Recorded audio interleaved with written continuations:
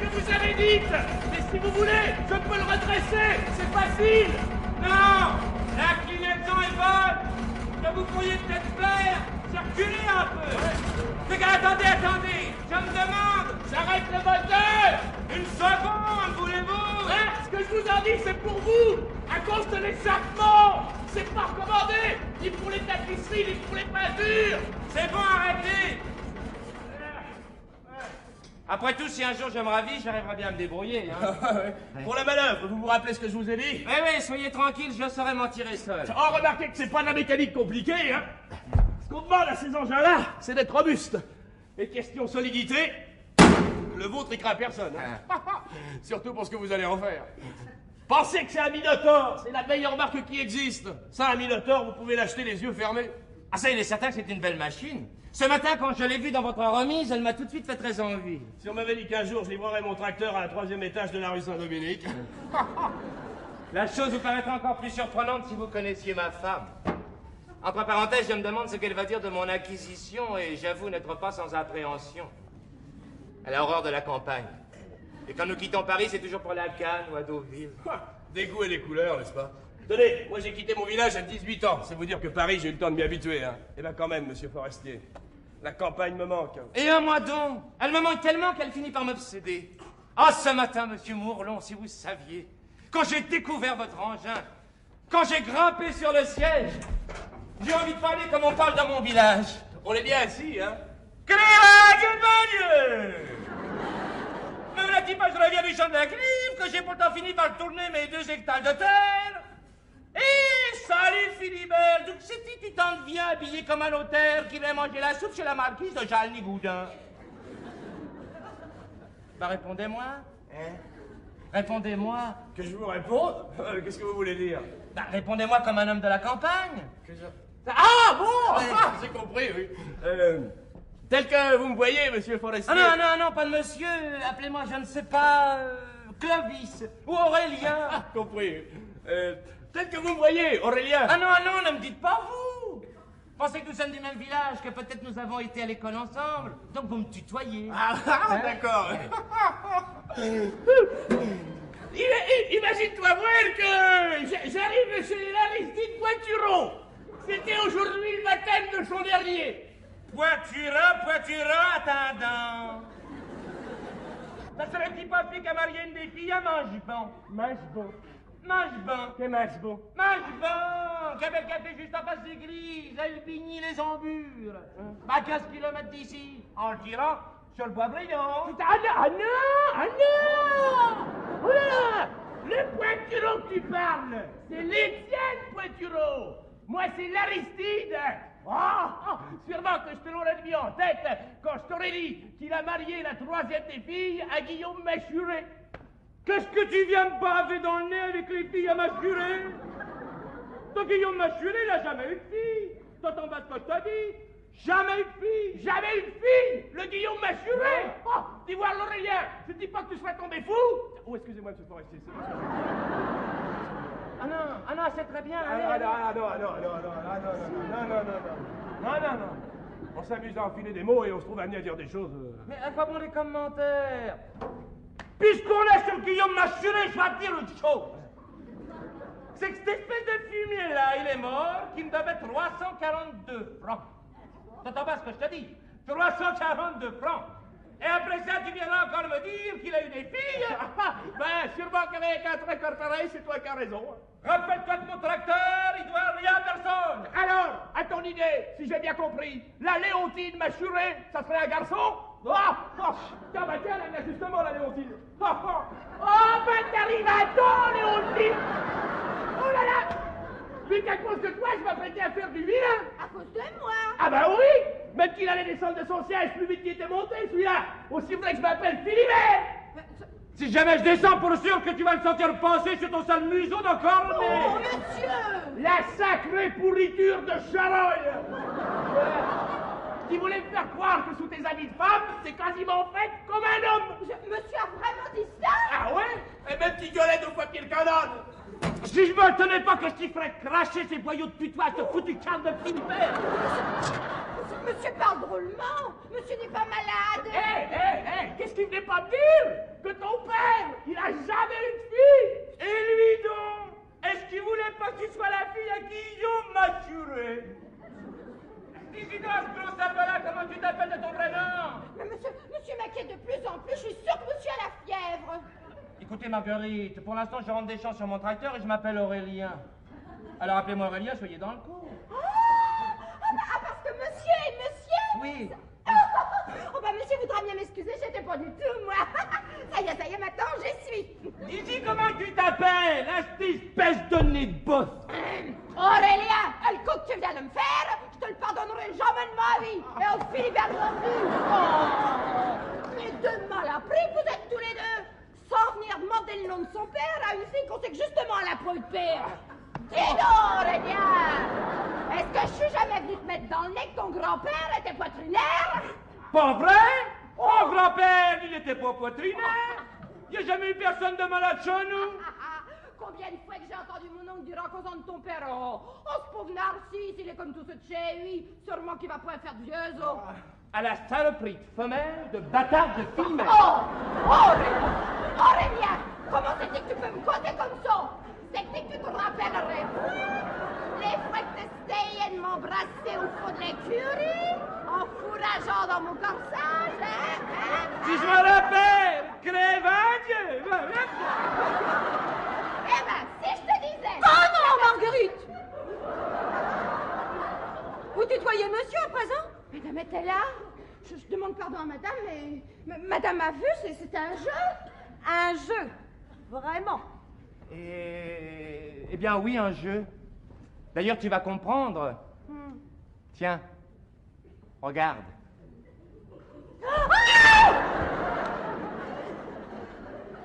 Qu'est-ce que c'est que cette abomination? Et qui a profité de mon absence pour installer dans mon salon une pareille horreur? C'est moi qui ai acheté à M. Mourlon cette admirable machine, et c'est lui qui, sur ma demande, l'a montée jusqu'à l'appartement. Et tu sais, c'est un Minotaure, la meilleure marque qui soit au monde. Gérard, où est ma table directoire? Elle me gênait, je l'ai mise dans le débarras. Ma table directoire? Bon, eh ben, puisque vous voilà en famille, hein, moi je vous donne le bonsoir, et toujours à votre service. Hein. Dites donc, pour votre à coucher, des fois que je vous trouverai une lieuse moissonneuse d'occasion, ça. Ça sera pas de refus. Sacré Philibert, voilà. Sacré Aurélien. Monsieur est marrant, pas vrai? Ah, vous! Allez, j'aime ça, on va saluer à tous. Eh ben, Dieu de mon Dieu! Il y a tout de même de bons moments dans cette putain de nuit. Voilà.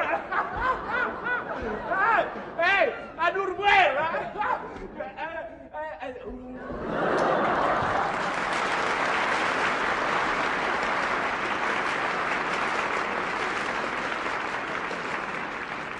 Tu as des yeux vraiment distingués, pour ne rien dire de tes compagnons de jeu. Vous, Marguerite, je vous donne vos 8 jours. Voyons, Irène, ne sois pas injuste.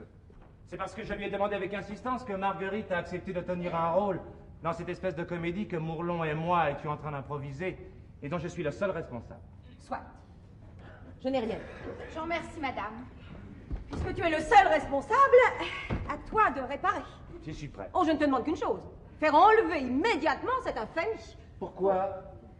Tu trouves que mon tracteur n'est pas à sa place dans cette pièce? Mais pense que c'est un Minotaure, la meilleure marque qui soit au monde. Gérard, je t'en prie. Fais-moi disparaître cette horreur. Irène, je parle sérieusement. Pour l'achat de mon Minotaure, j'ai dû débourser une grosse somme. Tu t'imagines bien que c'était pas pour m'en débarrasser aussitôt. En outre, j'ai eu beaucoup de mal à le faire installer chez nous. Il a fallu lui faire grimper l'escalier en pièces détachées. Que le mécanicien remontait là, au milieu du salon. Oh, soit sans crainte, il avait apporté des toiles, il n'y a pas la moindre tache par terre. Naturellement, l'huile et l'eau avaient été vidangées, les roues lavées, essuyées, frottées. Ah, on peut dire que Mourlon a pensé à tout.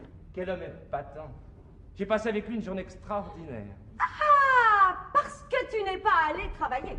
En somme, chaque fois que je m'absente pour la journée, chaque fois que je vais à Fontainebleau voir maman, tu en profites pour faire l'école buissonnière. Et quand je vais sortir avec toi, tu n'es jamais libre. C'est vrai.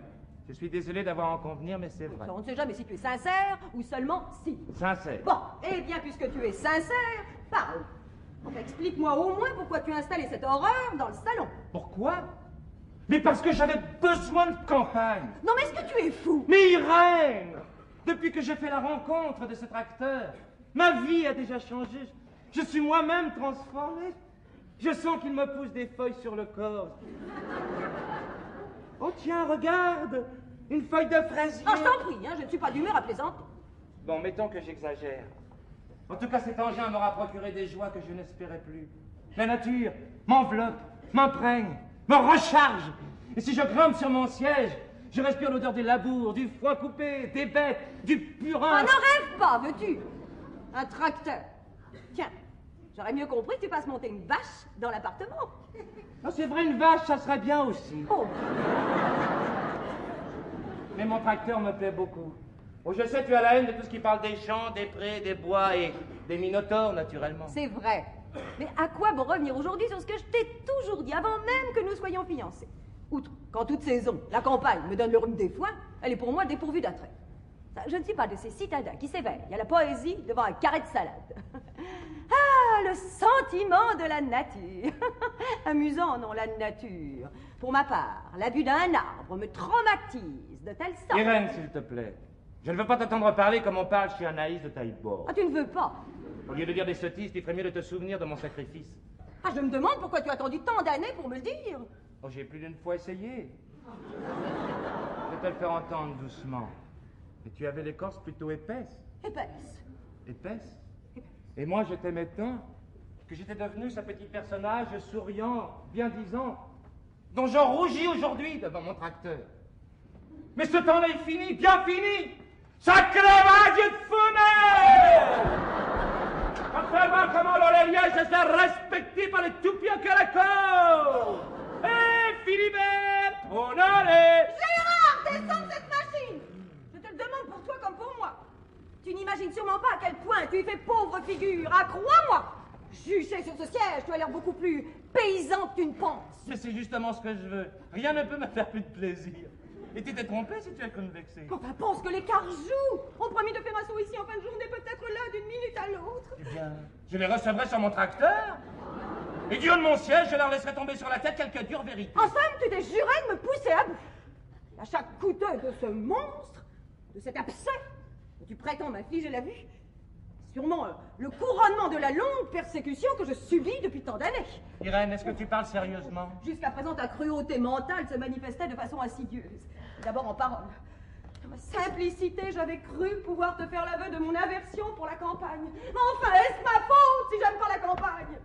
Toi, pour me contredire, tu déclarais une fois pour toutes que tu l'aimais. Et par des mines, par des soupirs, par de feintes migraines, tu ne ratais pas une occasion de me faire comprendre qu'elle te manquait, que tu en souffrais. Oh, j'ai enduré toutes les tortures. Irène, prends garde que la colère ne t'emporte trop loin. Enfin, tu as compris que rien ne pouvait m'atteindre plus sûrement qu'une offense au bon goût, et tu m'as flanqué cette hideuse et un informe ferraille au milieu de mon salon, à la place d'un bisou de table directoire, qui est peut-être une pièce unique. Comment peut-on préférer une table directoire à un tracteur? De marque Minotaur. Gérard, débarrasse le salon de cette obscénité où je deviens folle! Je sors. J'ai besoin de m'aérer et de prendre du champ sur un entretien qui me paraît lourd de sens et peut-être de conséquences. Voyons, tu ne vas pas sortir maintenant. Je t'ai dit que les carjous passaient nous voir. Je m'affiche carjou au moins autant que du stupiratoire. Mon Minotaure. Gérard! Gérard!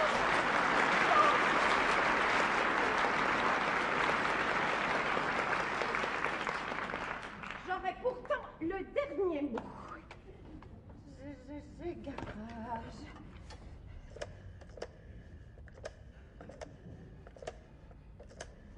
Oh. Allô? Allô? Allô, le garage Bourbon? Monsieur Moudru? Ici, Madame Forestier. Non, pourriez-vous venir immédiatement?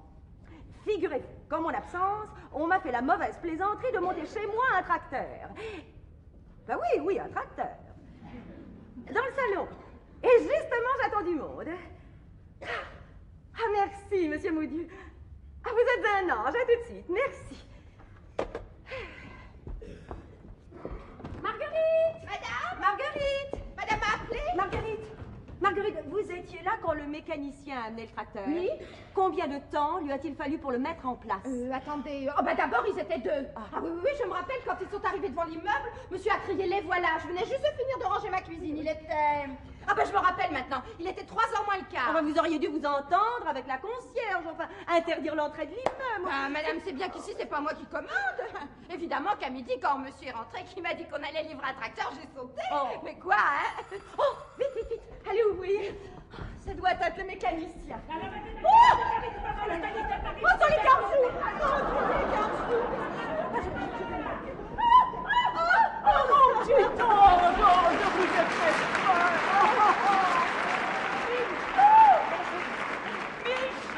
Michou, je suis perdu. Tu vois, il nous attendait pas.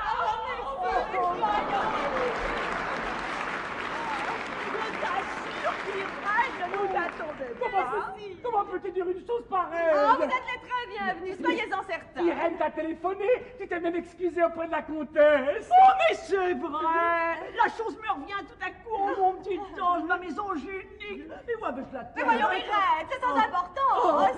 Maman me fait de ses frayeurs, elle me tue.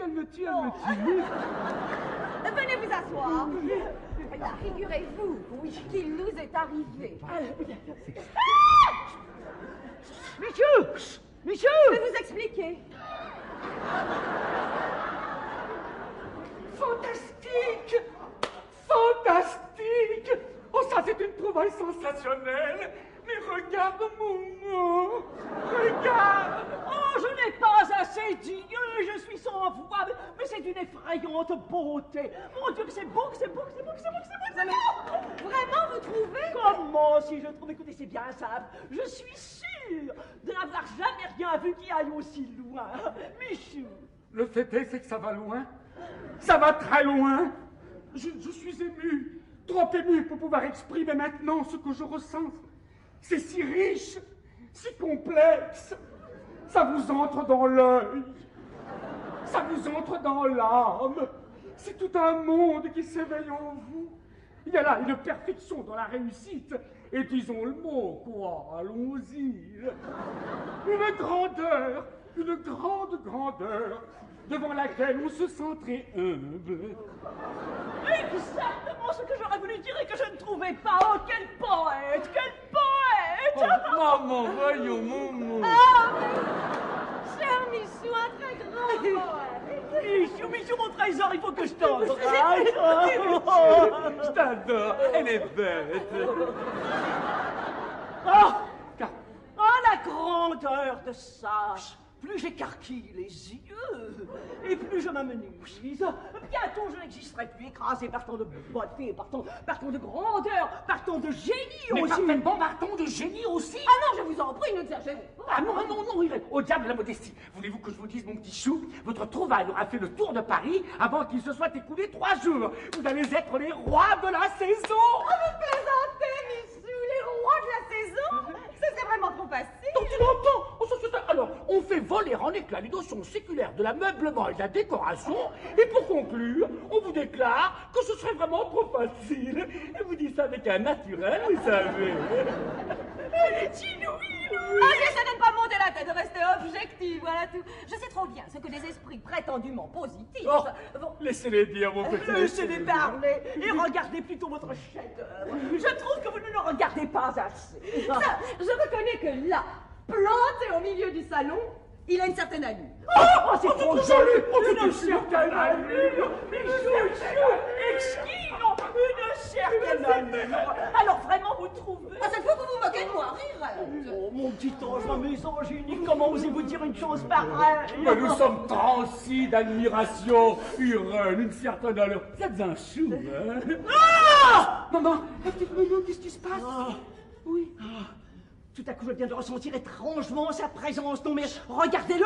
Regarde Michou! On a envie de l'adorer, de se mettre à genoux devant. Ce qui me bouleverse, c'est l'en-soi de cette chose-là. Oh, c'est vrai, l'en soi.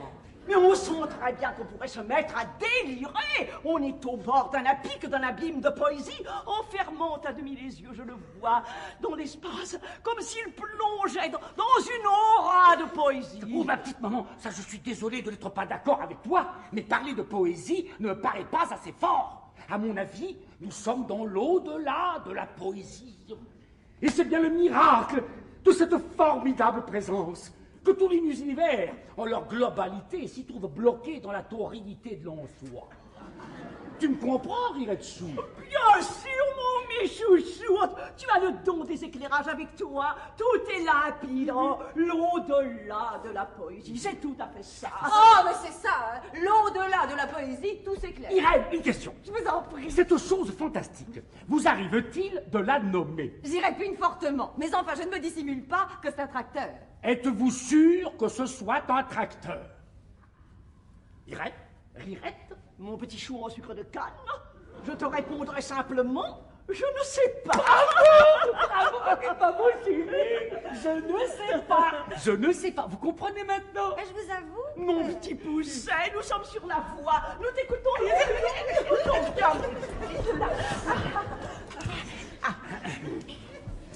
Quand vous voyez un tracteur au milieu d'un champ ou dans la cour d'une ferme, vous n'éprouvez rien de singulier. Ce n'est pour vous qu'un tracteur, qu'un outil dont vous saisissez immédiatement la destination. Vous direz alors qu'il est fonctionnel. Fonctionnel, exactement ça, fonctionnel. Mais si ce même tracteur se trouve dans un salon, il cesse évidemment d'être fonctionnel. Rien de ce qui l'entoure ne vient suggérer sa fonctionnalité. C'est alors que, frappé d'inertie sociale, il acquiert la dignité de l'objet qui prend possession de lui-même. Il devient fantastiquement soi, rien que soi. Il est l'objet pur, il est l'objet absolu, il est l'objet. L'objet. Oh, il prend maintenant pour moi tout son sens. Non, ce n'est pas à moi de le dire, mais tout de même, quelle beauté. Ce qui est amusant et tout de même un peu émouvant, c'est qu'autour de lui, rien n'existe plus. Tenez, regardez votre petit utrilo. Quelle pauvre figure il fait, hein? Non mais il a c'est la montagne. Ridicule!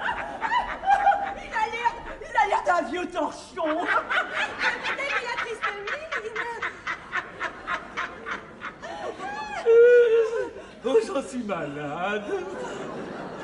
Oh, Irène, je vous demande pardon. Ça, en fait, j'y pense. Oui, Gérard. Mais c'est vrai. Nous n'avons pas vu Gérard, mes chouchous. Nous n'avons même pas vu que Gérard n'était pas là. Mais comment est-ce possible? Mais dites-toi bien que nous avons reçu un choc, mon chou. En fait, que pense-t-il de l'objet? Qu'en dit-il? Je dois dire que Gérard aurait tendance à considérer le côté fonctionnel de l'objet. Pour lui, il n'y a là qu'un tracteur.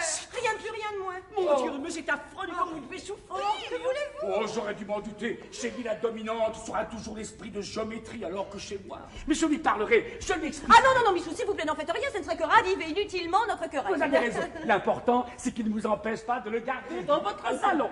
Bon, la petite Riretsou, tu sais qu'il est l'heure et il faut partir. Mais non, mon chéri. Oh, voyons, maman, elle est impossible. Alors, mon petit ange, ma louve chérie, c'est vous qui avez eu l'idée de l'objet? Mon Dieu.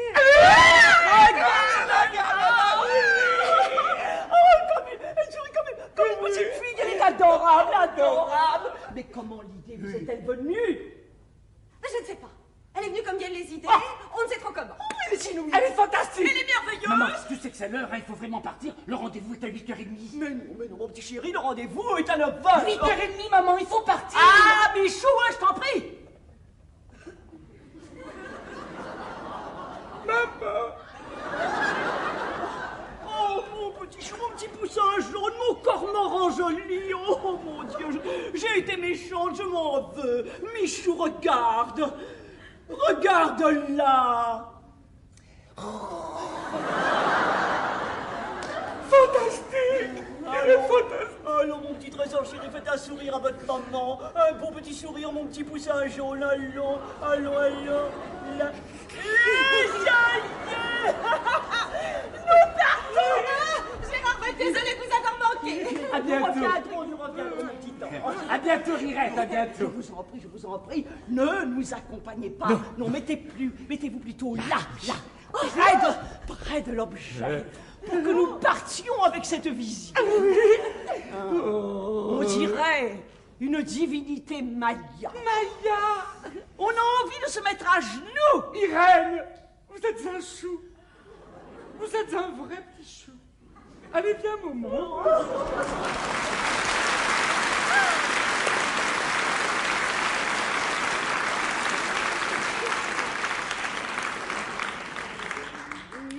L'objet pur, l'objet sobre, la fonctionnalité, l'inertie sociale de l'ensoir, oh là là, j'ai mal à la tête. Madame, est-ce que Monsieur Dinanville aussi doit mettre son couvert? Non, vous pouvez mettre son couvert, Marguerite. Bien. Et dites-moi, le mécanicien n'est pas venu? Non, madame. Bon, j'y téléphone. Non, ne partez pas.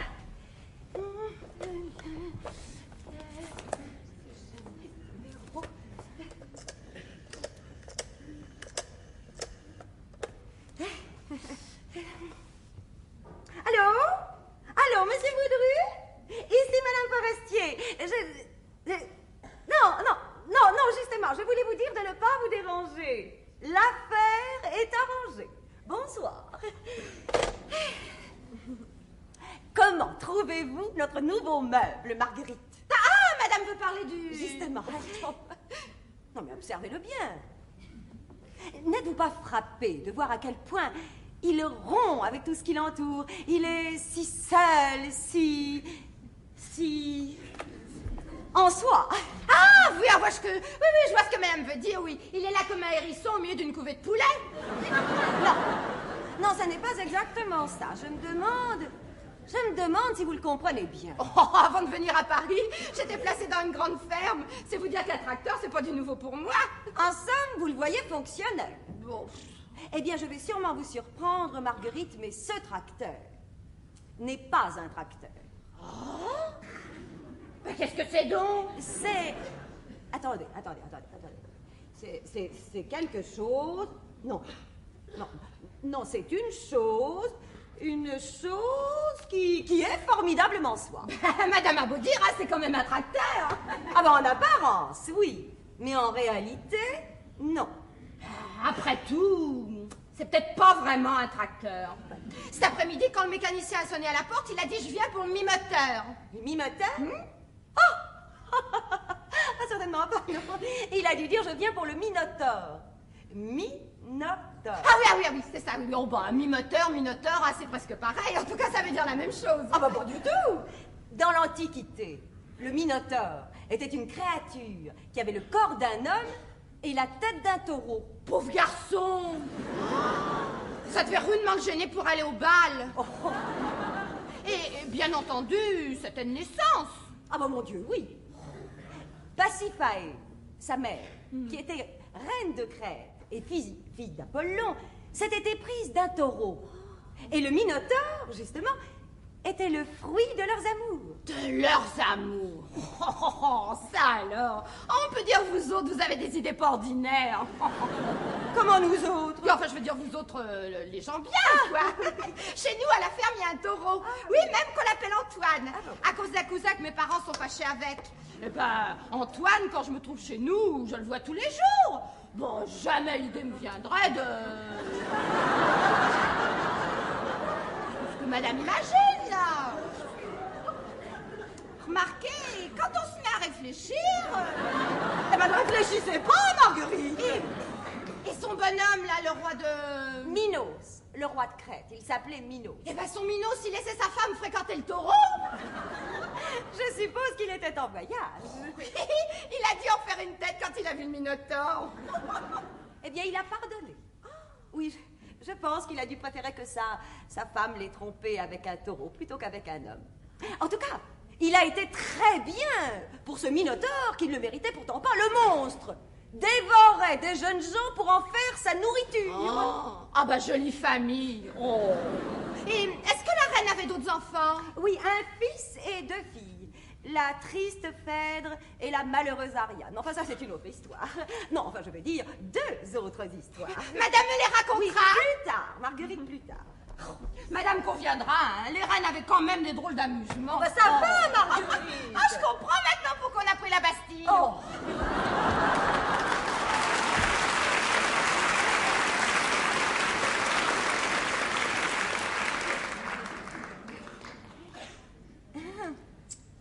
Tu es mouillé? Non, mais il pleut à verse. Irène, je te demande pardon. Je me suis conduit comme un sauvage. Oh, tu t'es laissé aller à un mouvement d'humeur. Simplement, la sagesse me paraît être de ne plus penser. Je vois que tu n'as rien compris ce qui s'est passé tout à l'heure. Un mouvement d'humeur, mais c'est de bien d'autres choses dont il s'agit. Gérard, j'ai aucune envie d'en parler ce soir. Ça n'est pas mauvaise volonté de ma part, mais j'ai l'esprit ailleurs. Alors je parlerai seul. Tant pis pour toi si tu n'écoutes pas. Durant la courte promenade que je viens de faire, j'ai réfléchi à notre association, Association? à notre union, à la triste figure que j'irai faite pendant tant d'années. Il est sûr qu'au cours de notre vie commune, j'ai souffert avec beaucoup de patience de ta sécheresse de cœur. Candide, généreux, je valais mieux que toi. Tu es bien d'accord? Pas du tout. Enfin, comment peut-on à ce point se tromper sur soi-même? Quand je t'ai épousée, tu étais déjà l'être lucide et peu bienveillant que tu n'as jamais cessé d'être. Lucide? Mais je n'ai jamais été lucide. La preuve en est que je t'ai épousé. Oh! Mais laisse-moi te dire enfin pourquoi je me suis mise en tête de te présenter des excuses. Tu tiens à te faire pardonner d'avoir été grossier avec moi. Non, pas du tout. J'avais dit ce qu'il fallait dire. Non, ce qui, à mon sens, mérite toutes les sévérités, c'est d'avoir installé ce minotaure au milieu du salon, sans ton assentiment et sans même t'avoir consulté. Oh, tout à l'heure, sous le coup de la surprise, j'ai eu une réaction excessive. Mais ne va surtout pas t'imaginer que je me sois formalisé le moins du monde. Non, je te dirais même que je commence à m'habituer à la vie de ce tracteur. Toi, non? Ah, je t'assure que bien. Non, rassure-toi, je ne te demande pas de t'y habituer. Ce tracteur, j'ai décidé qu'il allait disparaître. Ah non, Gérard. Ah non, ça, je ne veux pas. Ce tracteur est très bien ici. Mais j'ai trop présent à l'esprit ce que tu m'en as dit tout à l'heure pour ne rien changer à ma décision. J'ai l'honnêteté de reconnaître mes torts envers toi et d'en tirer les conclusions que tu es en droit d'attendre. Mais j'attends rien de ce que tu imagines. Enfin, on dirait que tu t'ingénies à compliquer les choses les plus simples, mon pauvre Gérard. Ce tracteur, vois-tu, je me suis mise à l'aimer. Oh, mais oui, je sais, c'est un revirement surprenant et... Mais que veux-tu? Mon cœur se serre à la pensée qu'il pourrait n'être plus là. Ah non, c'est trop. Bien sûr, je suis touché par tant de bonne volonté, mais pour l'amour du ciel, Irène, ne te force pas. Ce serait une de ces erreurs, comme il m'est arrivé d'en commettre, hélas, trop souvent. Mais je ne me force pas. Tiens. Non, tu peux pas comprendre.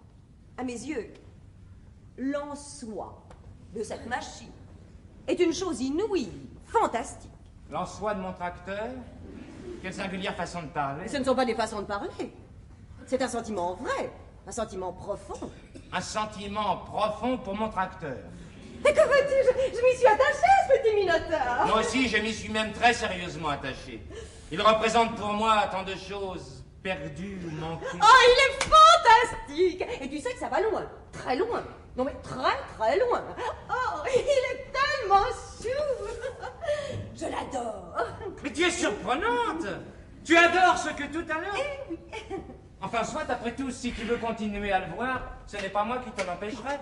Je viens de téléphoner à Mourlon pour que tout à l'heure il emmène le Minotaure dans une de ses remises, où j'irai lui rendre visite aussi souvent que je le Non, pourrai. Gérard. Non, non, gardons notre Minotaure, c'est moi qui te le demande. Je te promets qu'il ne sera jamais entre nous un sujet de dispute. Tiens, je suis prête à le jurer sur la tête de maman, tiens, je te le jure sur sa tête. Non, sincèrement, je ne crois pas que ça soit possible. Ou alors... Alors quoi? Tu comprends? Rien ne sert de le garder chez nous s'il ne trouve pas ici un climat de confiance et de compréhension. Oh, bah quant au climat, tu peux compter sur moi. Mais précisément non. Ce qu'il nous faut, c'est un climat de campagne, de familiarité villageoise. C'est bien ainsi que je l'entends, Marguerite. Je crains que le vrai problème t'échappe. Madame? Marguerite, désormais, vous tutoierez monsieur. Et vous l'appellerez Aurélien. Bien, madame. Ah, pour le dîner, au lieu de faire une omelette aux fines herbes, j'ai envie de la faire au girolles. Comme vous voudrez, Marguerite. Qu'est-ce que t'en dis, Aurélien? Ah bah sûr qu'au Giral, je vais me régaler à sacré coup. À présent, dis-moi donc voir ce que tu pouvais bien fabriquer hier le soir avec le Noël Brugnon, que je vous ai vu passer 8 heures au coin du fumier à la Céleste le Cuffin. Eh ben, si on te le demande, merde au sol. Marguerite. Je ne veux plus entendre de ces mots-là. Désormais, vous veillerez à la décence de votre langage. Je demande pardon à madame, en cause là, ça m'a échappé. C'est bien ce que je disais. Dès le départ, tu es dépassé par ce problème d'atmosphère.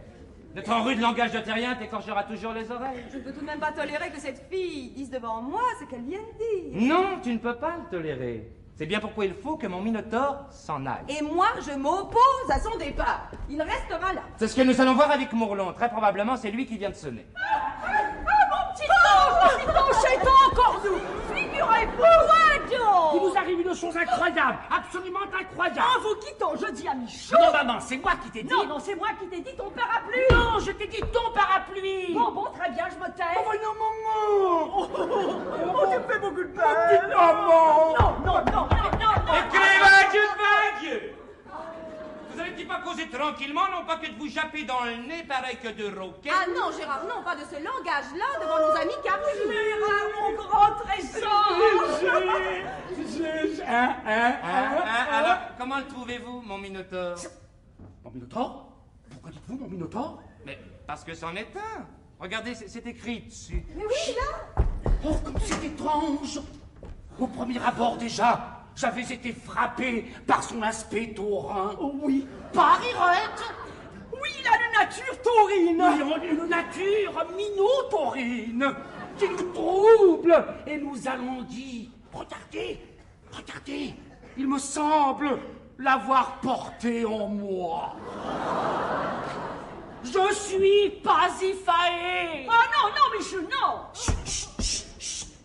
Rejetons malheureux, né d'un désir coupable, assouvi à genoux dans l'ombre de l'étable, où fulgura l'éclair de la flèche écarlate, promise aux flancs royaux que l'attente dilate. Oh non, écoute, je t'en prie, Michou, tu t'énerves, tu vas te faire mal, arrête-toi, voyons. Fais perdre le fil de mes idées. Irène, vous ferez le cœur des taureaux. Que la reine est belle.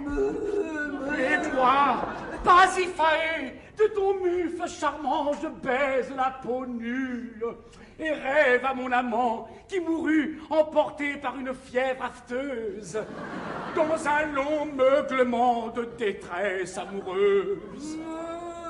Pauvre cher taureau, il ne pouvait plus parler, mais son dernier regard disait Pasiphae. Certes, d'autres taureaux ont ce je ne sais quoi qui charme, mais hélas, on n'aime qu'une fois. Michou, c'est d'accord.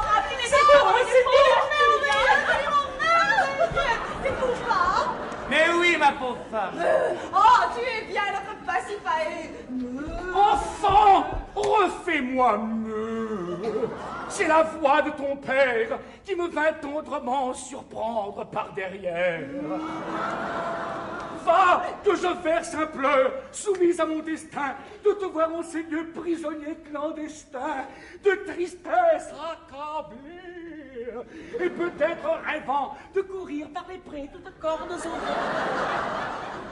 Mais nul ne doit savoir en ce peuple de Crète qu'en moi, le sang des dieux et le sang de la bête se sont mêlés jamais. Comme elle est tragique, cette petite Pasiphae avec son taureau. C'est d'une grandeur, tu trouves pas? J'espère. Et après savoir figuré.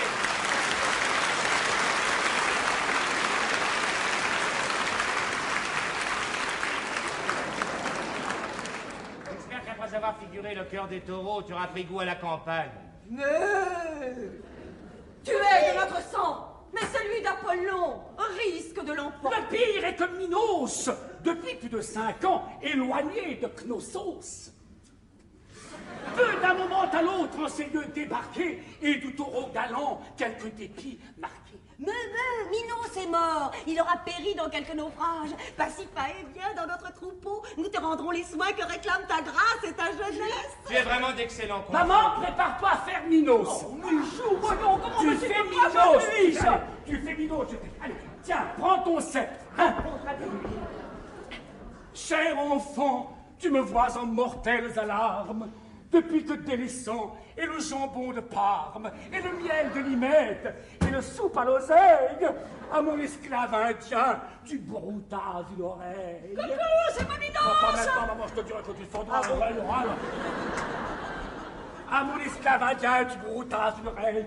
Moi, de ta gourmandise, au lieu de te châtier, je te donnais l'esclave à manger tout entier. Oh, faiblesse fatale, oh, funeste trépas. Un esclave à présent te fait juste un repas, ce qui me revient cher. Je peux? Non! Mais quel est ce tumulte? Et salut régalien, ces coups de catapulte, et ce grand remuement du bronze et de l'airain, et cette sonnerie, tiens, voilà du boudin.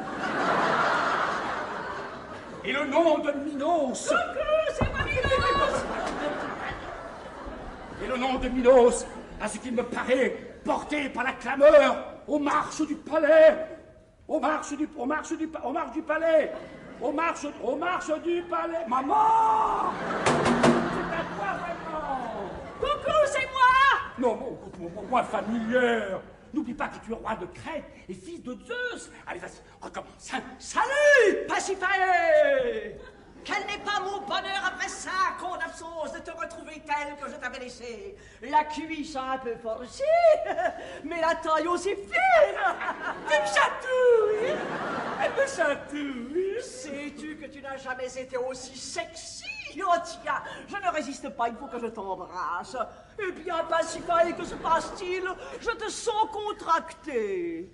Si grande soit ma joie de te revoir en Crète, je ne puis cependant montrer cet air de fête qui répondrait aux vœux qu'a pu former ton cœur. Te souviens-tu, Minos, de la tendre ferveur de nos embrassements ce matin qu'en famille? Mais quel vertige étrange! Ariane, ma fille! Viens soutenir ta mère et saluer ton roi!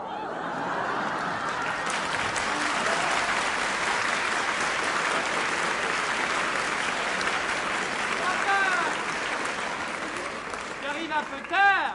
Tu arrives même trop tard. C'est une pécore qui déteste les taureaux. Ariane, ma fille, mais comme tu as grandi, je crois revoir ta mère quand elle avait 15 ans. Ariane, viens embrasser ton papa, ma chérie, viens vite. Non, papa, si tu veux bien, nous remettons ces embrassements à plus tard quand tu auras fait la connaissance de mon jeune frère. Ton jeune frère? Oui, tiens, regarde. Oh! Oh, l'abominable bête! Je n'en crois pas mes yeux. On dirait le corps de mon Michou. Ah, c'est agréable. Minos n'en était encore qu'à s'étonner, mais quand il saura, Eh bien, Passy, tu ne dis rien? Et je vois la sueur qui perle à ton front. Allons, parle! Quel est ce monstre? Dieu des taureaux secourait notre reine. Un jour, que de longueur j'allais m'affaiblissant, je fis un tour de parc avec les enfants. C'est alors qu'un taureau, une superbe mine, me toise et me décanche une yarde câline. Il était de nous tous le plus séduisant et les vaches, il les avait toutes. Moi, la chair embrasée de ces ardeurs solaires, que le sang d'Apollon fait battre en mes artères. Tu vas pas leur raconter ces horreurs? Ah ben si, c'est le plus important qu'il me reste à dire. Alors ça...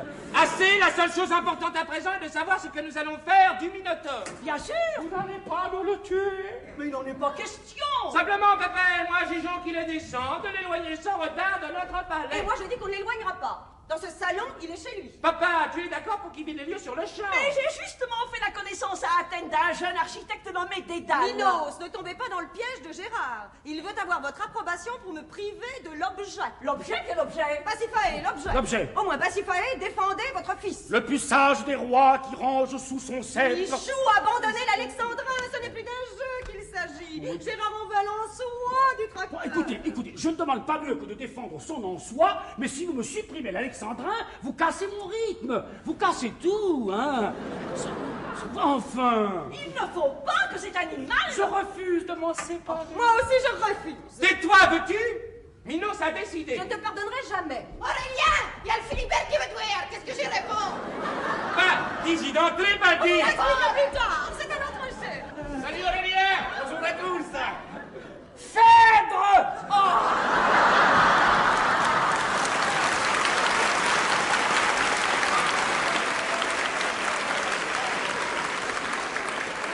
Mignon enfant! De mes filles, toi la plus jeune, spectateur. Ah, mais dis donc! Qu'est-ce que c'est que cette façon-là? Mais ne vous fâchez pas, c'est un jeu. C'est un jeu! C'est un jeu. Ah bon? Bah, j'aime mieux ça. Hein. Vous, monsieur, qui venez du dehors, pleut-il encore? Non, madame, la pluie vient juste de s'arrêter. Ah, mon Michou, tu vois, il ne pleut plus, partons, nous sommes en retard. Oh, j'aurais voulu que Phèdre intercédât pour lui. Oh mon Dieu, et nous nous sommes amusés comme des petits fous, de vrais petits fous. Mais maintenant, fini le jeu, Anaïs nous attend. Mes trésors, nous filons. Allons, embrassez Anaïs. Une autre fois, nous jouerons encore.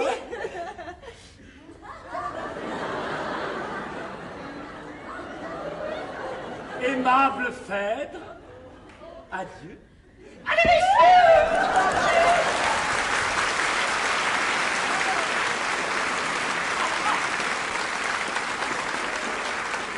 Ah, bah, dis donc! Aurélien, on rencontre des drôles de monde chez toi. Hein. Bah, qu'est-ce que tu veux? Tout ça, c'est des amis à la femme. Monsieur Bourlon, je tiens à ce que vous le sachiez, l'homme qui vous a pris par le cou est un collègue de mon mari, et la vieille dame est sa mère. Voilà pour le drôle de monde. Bon, bah, moi, vous savez, je disais ça. Hein. Alors, Aurélien, on l'enlève, ce tracteur? Bah, ça m'en a tous Et moi, je ne veux pas que vous l'enleviez. Bah, un qui veut pas. Comment c'est-il que vous voulez que moi, Philibert, j'aille m'y retrouver? À ton idée, Philibert, qui c'est-il qui doit commander? C'est-il l'homme ou c'est-il jupon? Ah, bah, chez moi, ça serait plutôt le jupon qui aurait l'autorité. Et ce qui m'étonnerait pas, Aurélien, c'est que ça soit du pareil chez toi. Crème à Dieu, c'est ce qu'on va voir. Allez, mets-toi à l'ouvrage. Ouais, je suis là pour ça, mais ça me conviendrait mieux si vous étiez d'accord. T'occupe pas. Philibert, t'en peux pas me faire ça. Rappelle-toi que ton cousin Achille, il avait marié la belle-fille à mon oncle Gustave, la Léonora Bonfumé. Une sacrée cavale, hein. Tous les mâles du canton, elle les avait sur les talons. Pour pas dire où c'est que je me pense. Oh, elle parle bien, elle parle presque mieux que moi. Hein. Elle a de très bonnes tournures de phrases. Pardi, ton oncle Gustave. Moi, je l'ai bien connu. Gustave Santornier, qui s'appelait. Ah ben forcé, puisque c'était le frère à mon père. Les oncles Chantourneau, c'était le côté de ma mère. Et par le fait, on se trouve d'être un peu cousins, tous les deux. Eh ben, ça se pourrait peut-être bien. Hein? Par le côté Santornier. D'y voir l'Ernestine. Je sais pas de quel côté tu tiens ces deux oiseaux-là, hein? Eh, non, hein? C'est du rudement bien tourné, hein? C'est des vrais oiseaux de paradis, hein? Dis donc, cousin, tu me cherches à ce que je me... Écoutez, monsieur Mourlon, je regrette de vous avoir dérangé, mais j'ai réfléchi et j'ai décidé de laisser le Minotaure ici. Comme vous voudrez, monsieur Forestier. Oui, je trouve que ce serait dommage de le confiner dans une de vos remises alors qu'il a très bien sa place dans ce salon. Ça, n'est-ce pas, c'est votre affaire. Hein? Bonsoir, madame Forestier. Bonsoir, monsieur Mourlon. Bon, alors je vous reconduis. Oui. Bien, oui.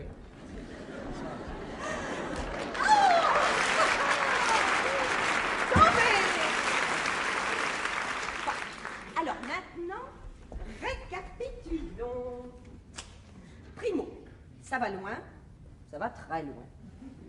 Second, Lançois, la torridité de Lançois. Non, pas de me.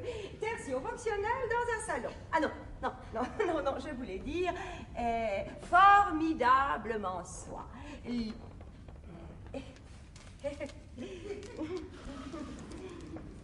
Dis donc, tu es un peu sec avec ce pauvre Mourlon. Oui, un mouvement de jalousie. Oh, vraiment? Tu as été jaloux de Mourlon? Pas vraiment de Mourlon, plutôt de Philibert. Tu rêves, mon pauvre Gérard. Madame est servie. Aurélien, tu vas être content, je te fais une bonne soupe au poireau. Oui, très content. Vous êtes une excellente cuisinière. Merci, Marguerite.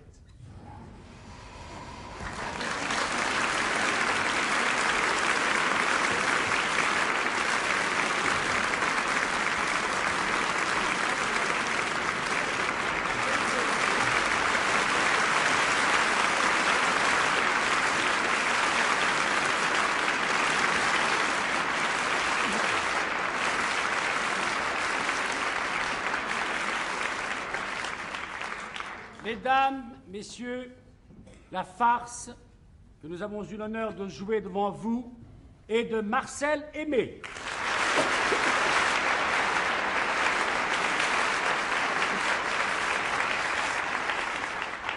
Les décors sont de Donald Cardwell.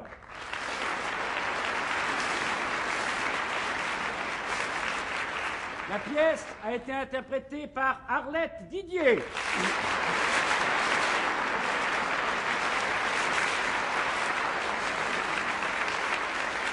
Claude Évrard.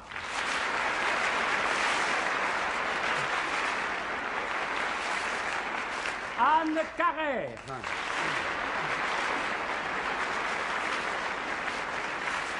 Denise Gray.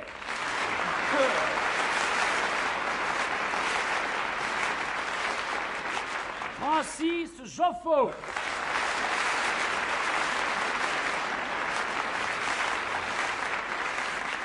La mise en scène est de Jean Le Poulain.